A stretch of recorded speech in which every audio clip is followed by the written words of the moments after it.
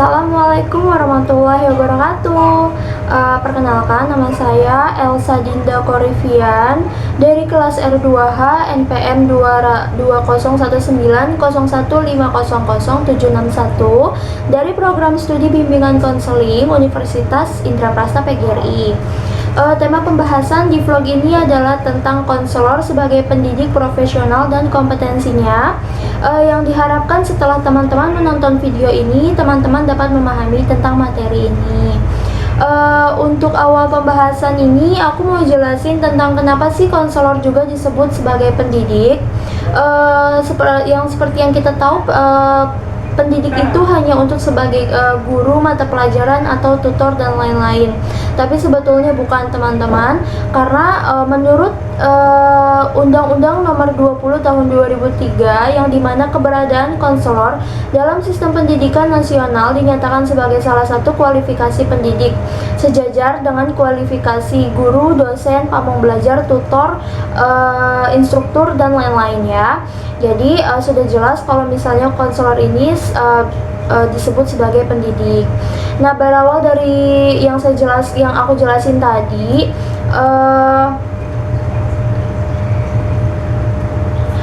kita bisa sebut juga bahwa kegiatan konseling merupakan kegiatan pendidikan. Kenapa? Karena dalam dunia pendidikan, proses pendidikan yang bermutu mengacu pada kemampuan lembaga pendidikan dalam mengintegrasikan, mendistribusikan, mengelola, dan mendayagunakan sumber-sumber pendidikan secara optimal.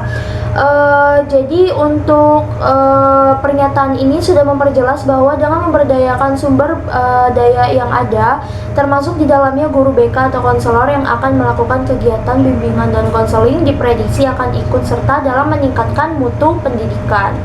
Nah, dari sini sudah jelas bahwa kegiatan konseling juga termasuk dalam kegiatan pendidikan. Nah, yang selanjutnya masuk ke materi kenapa konselor disebut sebagai pendidik profesional.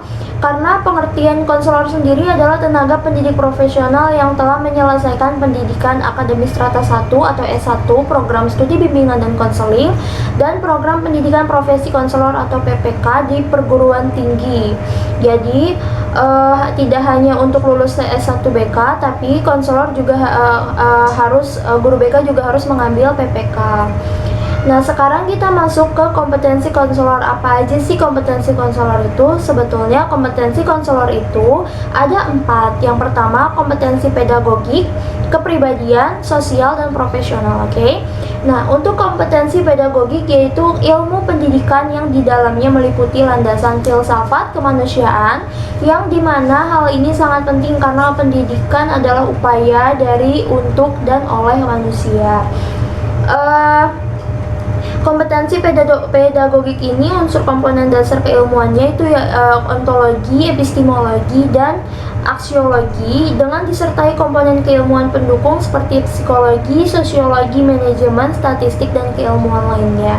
Yang selanjutnya kompetensi kepribadian, yaitu merupakan penggerak keberhasilan layanan bimbingan dan konseling yang berhubungan dengan kemampuan membangun hubungan yang baik kepada klien atau konseli secara profesional, semangat untuk mengembangkan diri, dan kemampuan untuk memecahkan atau mengatasi masalah klien atau konseli, yang dimana seorang konselor atau seorang pendidik itu harus memiliki kepribadian yang baik, yaitu di sini ada komponennya juga untuk kompetensi kepribadian, yaitu beriman dan bertakwa, cerdas, jujur, tangguh, dan peduli.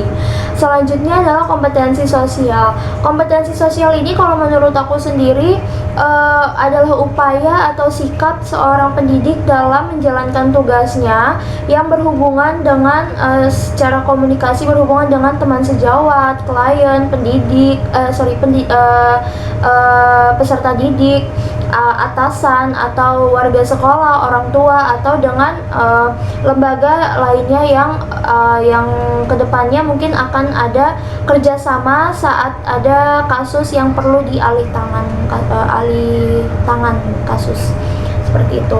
Yang terakhir adalah kompetensi profesional, yaitu untuk kompetensi profesional ini memiliki aspek atau indikator kompetensi profesional. Yang pertama, menguasai konsep dan praksis penilaian atau asesmen untuk memahami kondisi, kebutuhan, dan masalah konseli. Yang kedua, menguasai kerangka teoretik dan praksis bimbingan dan konseling. Yang ketiga, merancang program bimbingan dan konseling. Yang keempat, mengimplementasikan program bimbingan dan konseling yang komprehensif. Yang kelima, menilai proses dan hasil kegiatan bimbingan dan konseling. Keenam, memiliki kesadaran dan komitmen terhadap etika profesional, yaitu yang dimana untuk konseling ini memiliki kode etik sendiri. Dan yang terakhir adalah menguasai konsep dan praksis penelitian dalam bimbingan dan konseling, seperti itu.